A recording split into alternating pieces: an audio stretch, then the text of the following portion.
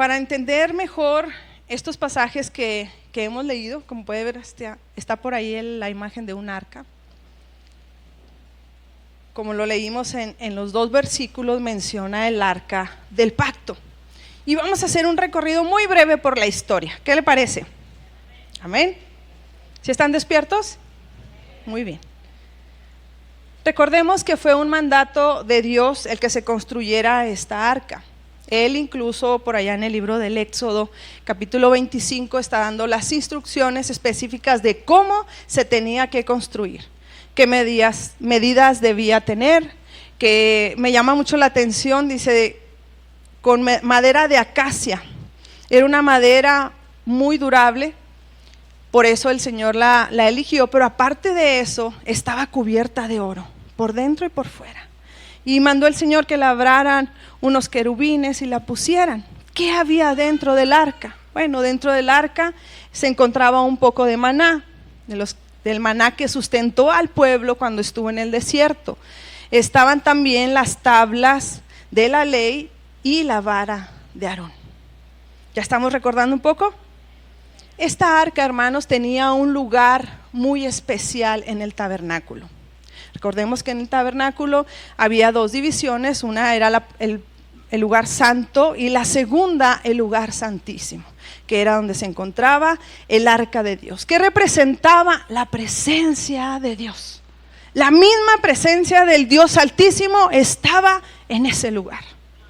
Por tal motivo, los sacerdotes que entraban a ofrecer ofrendas solamente lo hacían una vez al año. El arca era algo sagrado, hermano, algo santo. Y hermano, qué ejemplo ahorita tan real, cuando nos entregaron el lugar, cómo se sentía la presencia de Dios. Y se sigue sintiendo, amén. ¿Cómo no temblar? ¿Cómo no tener reverencia ante la presencia de Dios? Esta arca solamente la podían manipular los levitas, aquellos que habían sido consagrados para el servicio, aquellos que habían sido dedicados para este trabajo. El arca siempre permaneció con Israel, estuvo con ellos en el desierto, estuvo, hermanos, incluso con Josué. Después de que muere Moisés, Josué toma el control, el Señor lo llama para que lleve al pueblo a la tierra prometida. Y dice la escritura, nos narra que llevaban el arca del Señor cuando cruzaron el Jordán. Y esto, hermano, de verdad hace que se erice mi piel. Dice que cuando los sacerdotes entraron al río Jordán, se humedecieron sus pies, es cierto. Pero cuando el agua que venía contra ellos vio el arca, ¿verdad? Sintió la presencia de Dios, esas aguas, entonces se detuvieron como en un montón, dice la escritura. ¿Cómo no? Si estaba ahí el Dios Altísimo. Y fue de esta forma como el pueblo pudo cruzar en seco el Jordán. Pero hubo una ocasión, hermano, que el pueblo de Israel estaba sucumbiendo a la batalla contra los filisteos, por allá en un lugar llamado Ebenezer, y tuvieron una idea.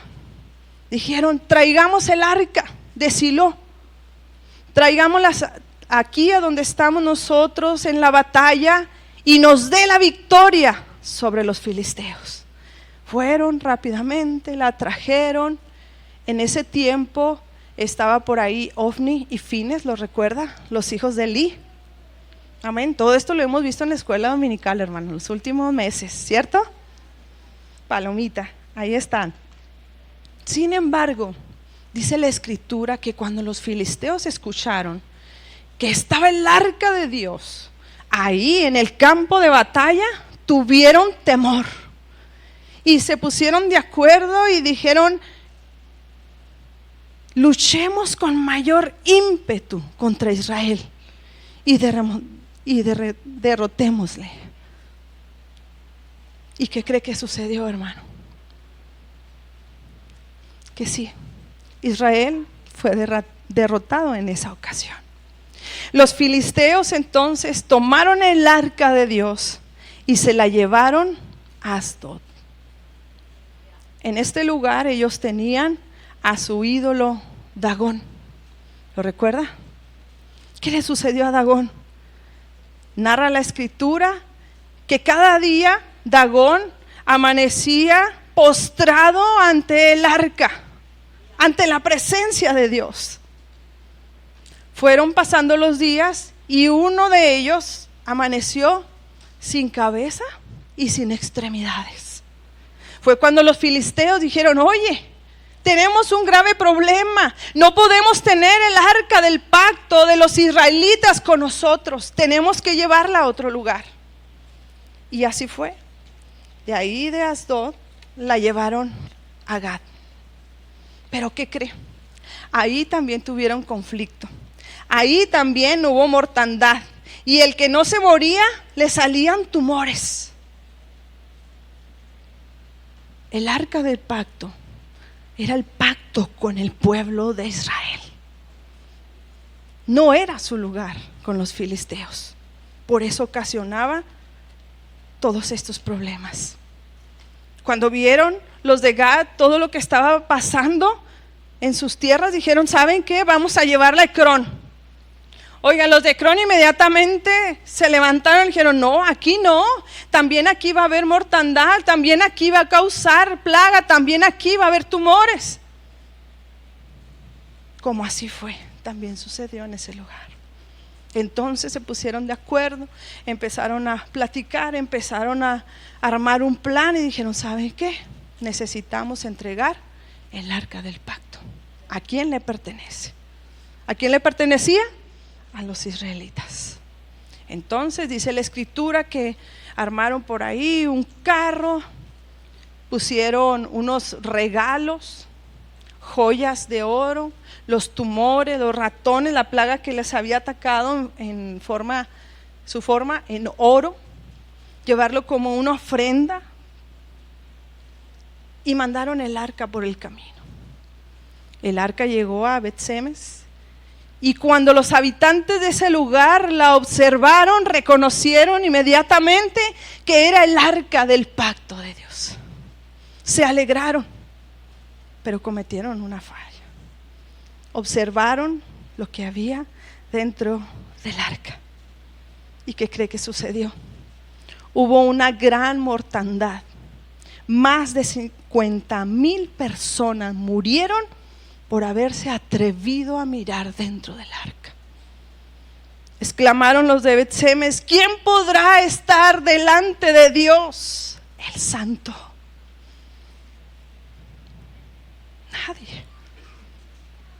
Mandaron mensajeros a Kiriat Jearim para que recogieran el arca, que era el lugar donde debía estar, y vinieron inmediatamente por ella.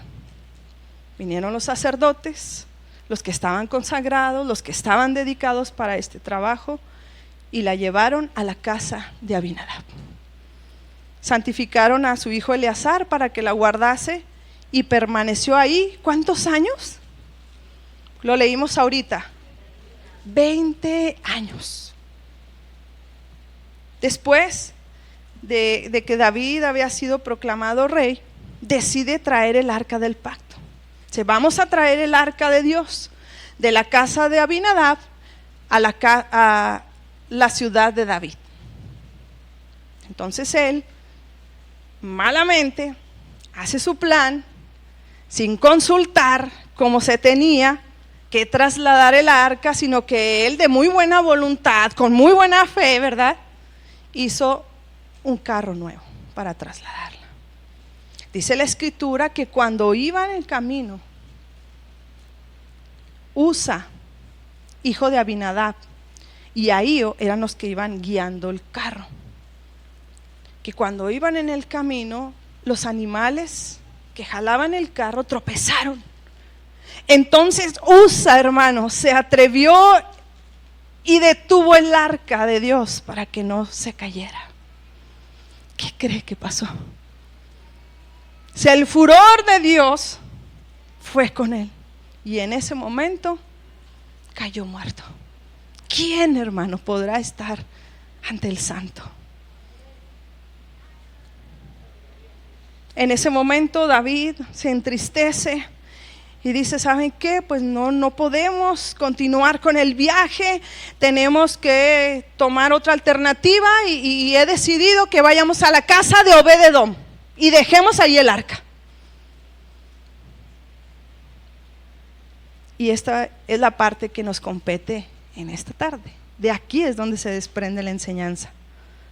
Pero antes de iniciar, yo quisiera saber, ¿qué haría usted si ya, conociendo todo este antecedente funesto que provocó el arca en varias ciudades, con varios pueblos, con diferentes personas propias y ajenas, que tocaran la puerta de su casa y le hablaran por su nombre? Traemos el arca de Dios para que se quede en tu casa. ¿Qué diría usted? No me conteste, piénsalo.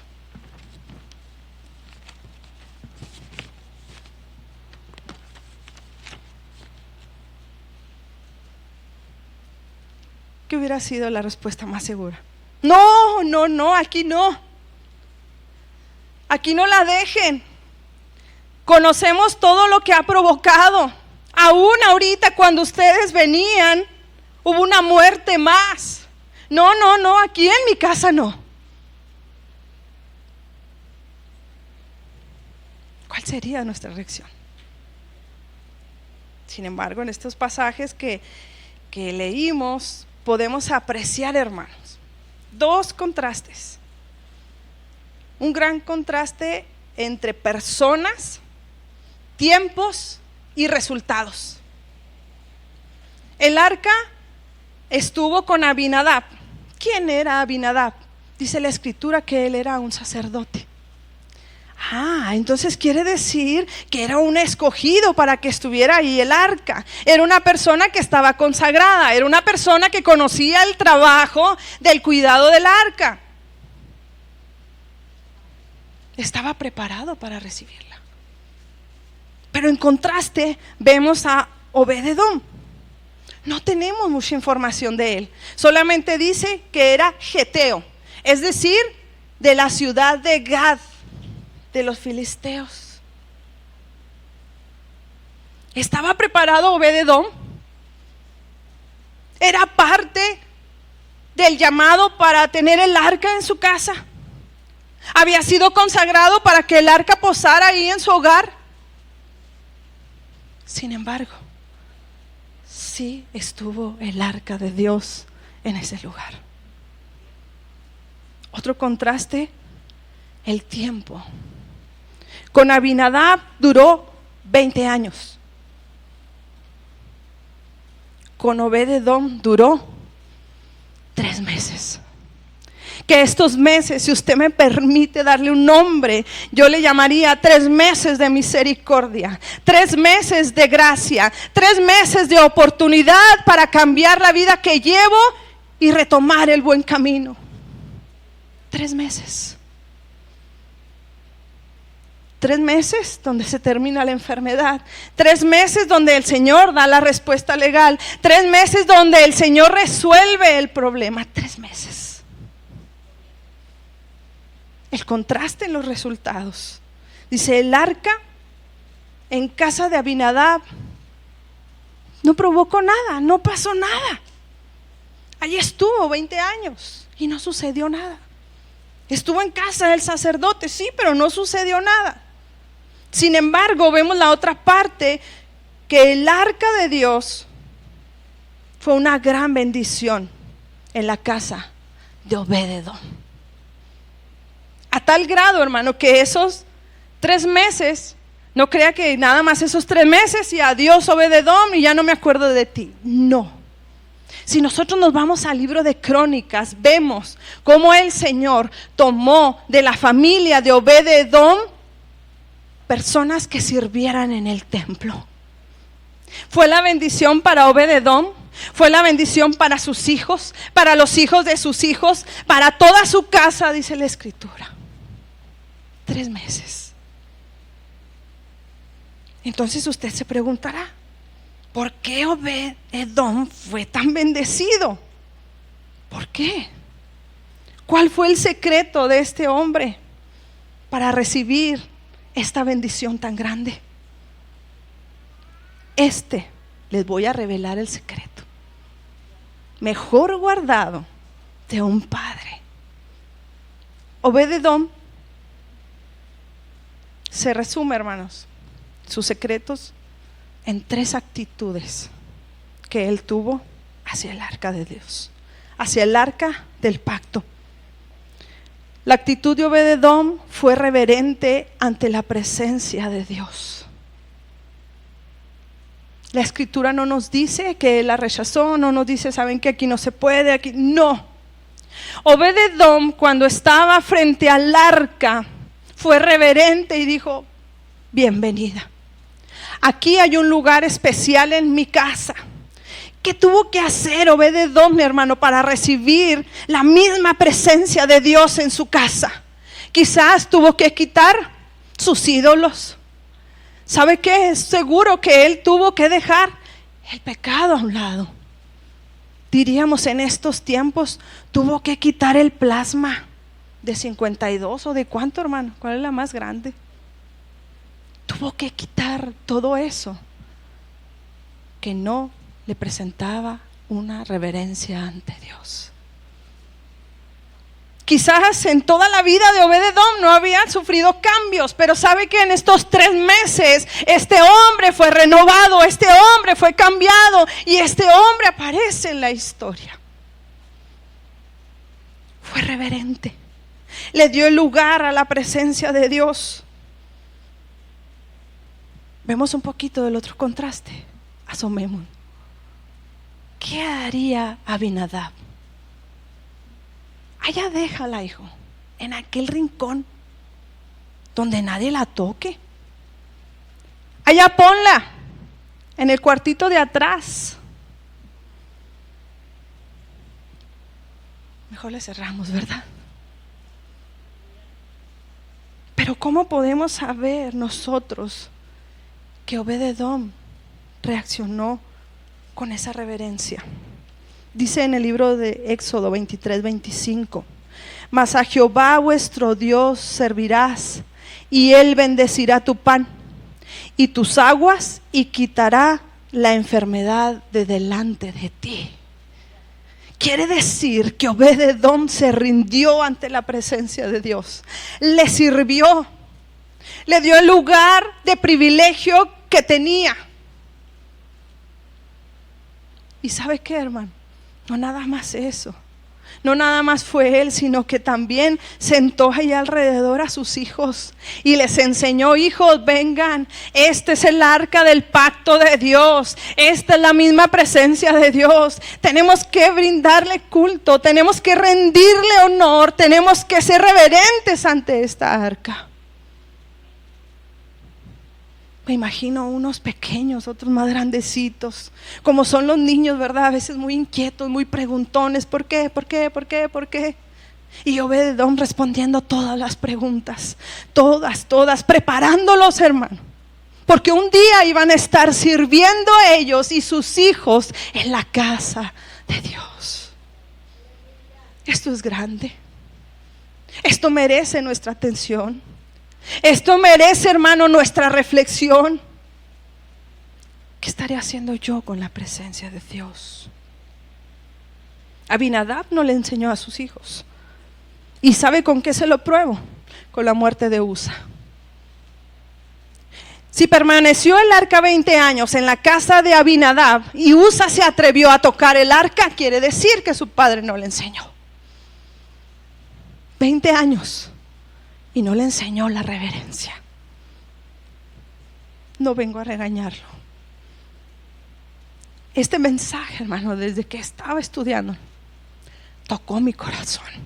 Me estrujó y me dijo: ¿qué estás haciendo con tus hijos? Y ustedes los conocen, son muy pequeños. Pero desde esa edad necesitamos nosotros inculcarles la reverencia a la presencia de Dios, el servicio a Dios.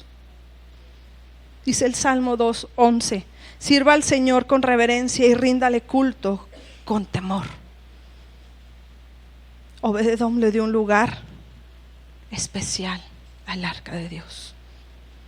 Le dio la importancia, le dio la relevancia que merecía.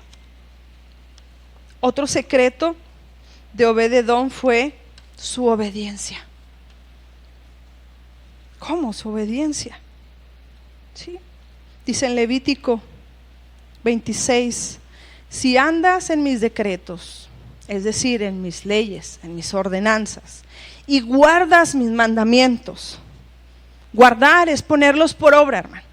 No guardarlos con un zipper y no. Ponerlos por obra. Si los atesoras en tu corazón, si no te olvidas de los mandamientos, entonces viene la promesa. Yo daré la lluvia en su tiempo y la tierra rendirá su fruto y el árbol del campo dará su fruto. Me llamó la atención esta parte, el árbol del campo. El árbol del campo, hermano, puede haber sido o no sembrado con intención. Es decir, el árbol que creció ahí solito, ese también va a dar fruto. Imagínese la bendición de Dios por obedecerle, por agradarle. Conocemos los mandamientos, sí. En este tiempo eran más de 600. Líbrenos el Señor, ¿verdad? Gracias por el Señor Jesucristo que vino y murió por nosotros y nos dio nuevo mandamiento. Dijo 2 nada más. Amarás al Señor tu Dios por sobre todas las cosas y a tu prójimo como a ti mismo. ¡Ay, qué difícil! ¿Cómo que a mi prójimo? Y tenemos 4 domingos, hermano. 4 que nos han enseñado cómo amar al prójimo. ¿Sabe cómo? A través del perdón. Mensaje de la semana pasada. ¿Sí o no? Conflictos 1, 2, no recuerdo el tercer título, y el cuarto fue el perdón. Entonces ahí radica, hermano. Ahí radica la bendición de Dios. Ahí es donde está el secreto de esta bendición que perdura de generación en generación. No estamos hablando de una bendición para el momento, para estos siguientes 5 años, para los siguientes 10. No, una bendición que va a perdurar de generación en generación. Obed-edom fue obediente ante la presencia de Dios. Y a mí me encanta pensar cómo era su vida cotidiana antes de que llegara el arca. Quizás, o lo más probable es que hubiera sido un hombre del campo, que se levantara, trabajara, sus trabajadores los organizara. No sé, una vida monótona, una vida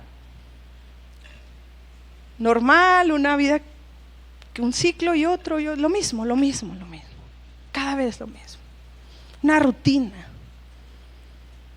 Y cuando ya estuvo el arca de Dios en su casa,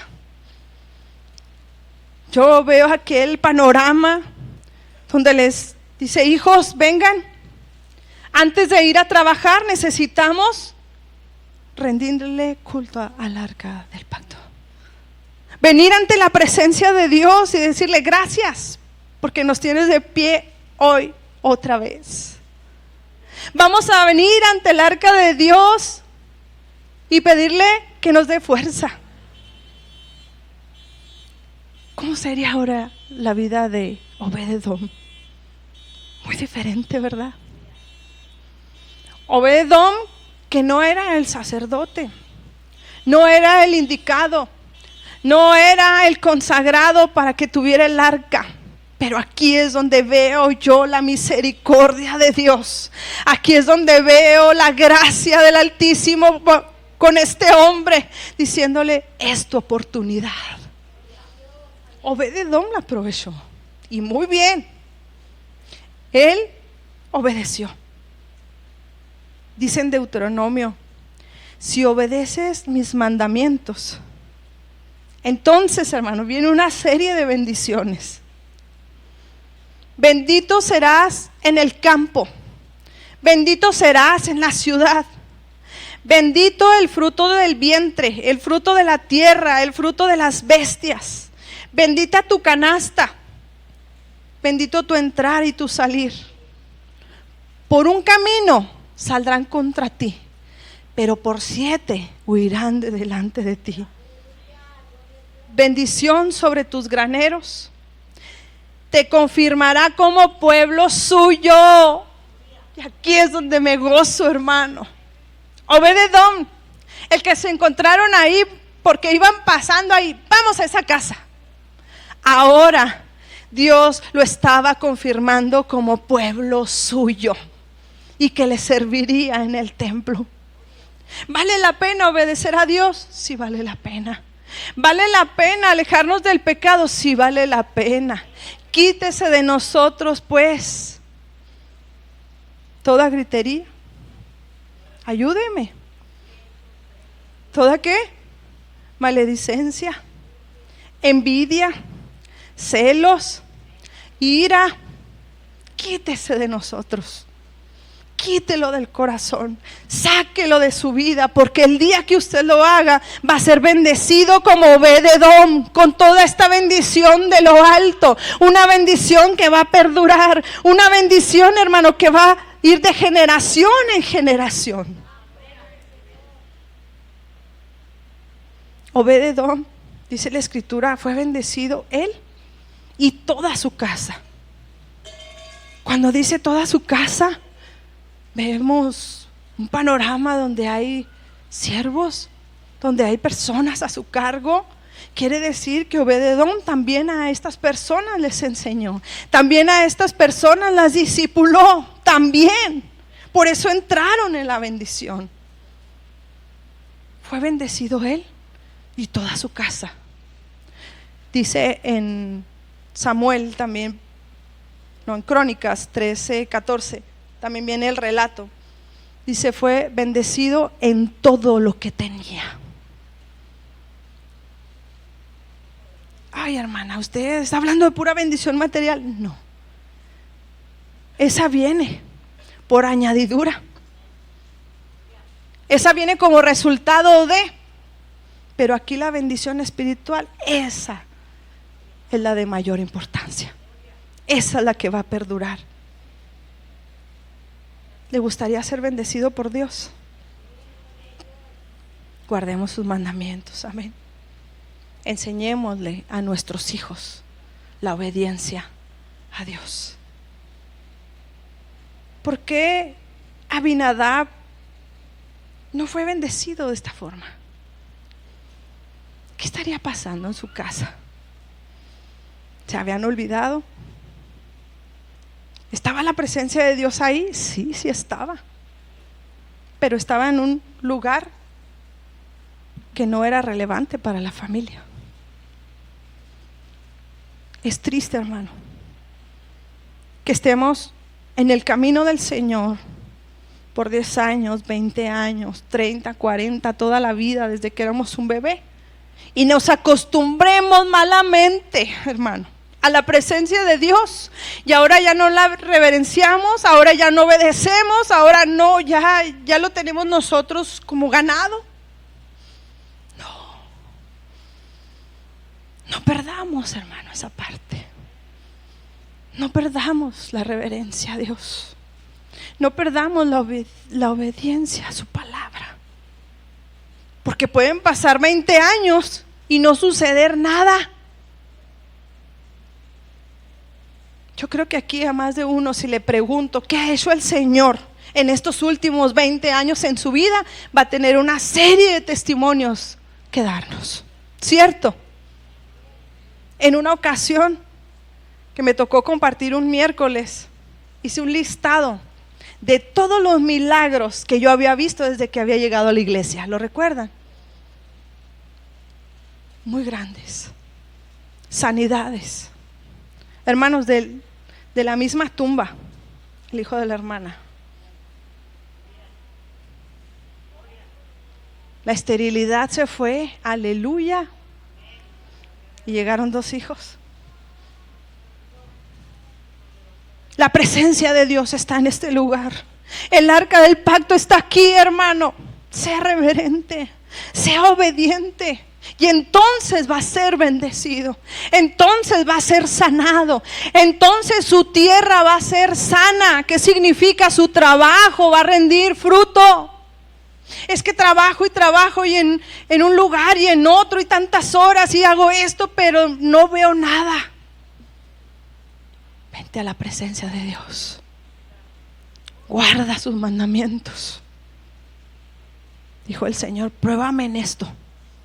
Pruébame. Y yo voy a abrir las ventanas de los cielos y derramar bendición sobre ti, sobre tu vida, sobre tus hijos, hasta que sobre y abunde.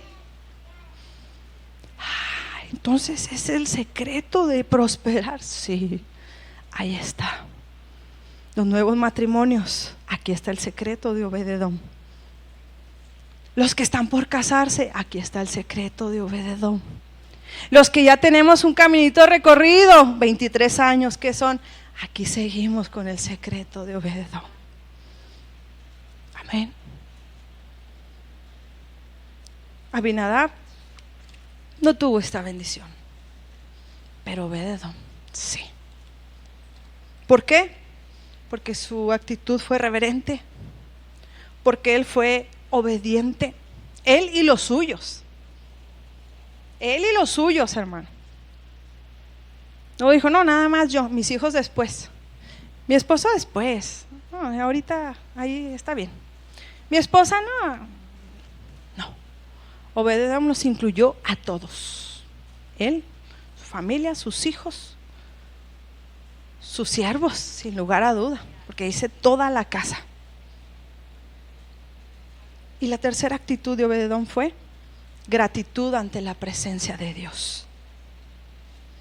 Dice Deuteronomio 8, y comerás y te saciarás y bendecirás a Jehová tu Dios por la buena tierra que te ha dado. Obed-edom era agradecido. Obed-edom les enseñaba a sus hijos, vengan, den gracias por lo que el Señor nos está dando. Recuerdo vagamente una noticia, no recuerdo el lugar, pero que se daban unos frutos gigantes. ¿Lo recuerda? ¿Dónde fue? ¿Perdón? En Guatemala. Y pasó en televisión, en los noticieros, aquellos frutos gigantes, hermanos, que se estaban dando en aquel lugar, en Guatemala. Me imagino, hermano, que en la casa de Obed-edom, en su tierra, estaba sucediendo lo mismo. Amén. ¿Qué es eso? ¿Una sandía o qué? No, hijo, es un tomatito. Y les enseñó a sus hijos a ser agradecidos por lo que estaba sucediendo en su casa. La voz se corrió, hermano, y llegó hasta oídos de David. Pero ahorita se lo platico. Obed-edom no se olvidó de la bendición que era tener el arca de Dios en su casa. Por eso no pereció, dice ahí mismo en Deuteronomio 8:19. Obed-edom la trató de la forma correcta, no la abandonó. Él siguió su presencia. Y a tal grado, hermano, que sus generaciones entraron en esta bendición. Cuando David se dio cuenta de la bendición tan grande que había en la casa de Obed-edom, ¿qué cree? Vino por ella.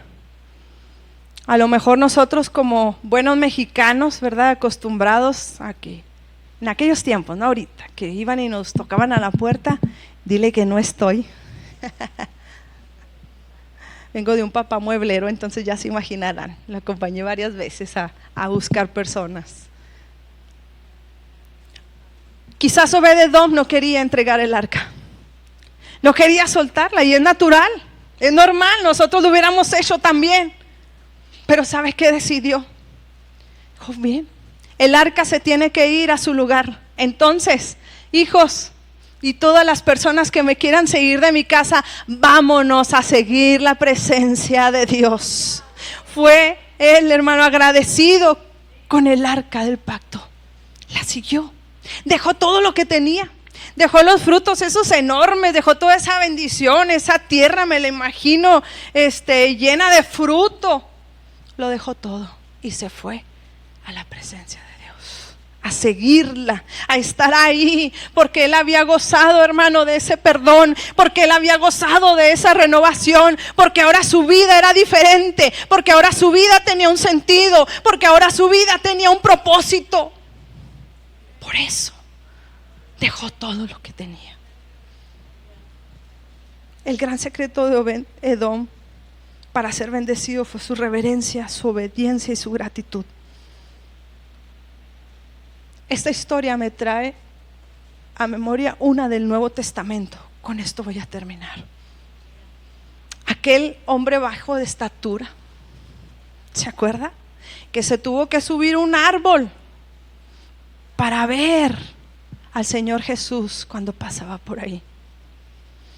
Dice la narrativa que mientras caminaba Jesús volteó a ver aquel árbol llamado sicómoro y le dijo: Zaqueo, bájate, porque es menester que hoy pose en tu casa.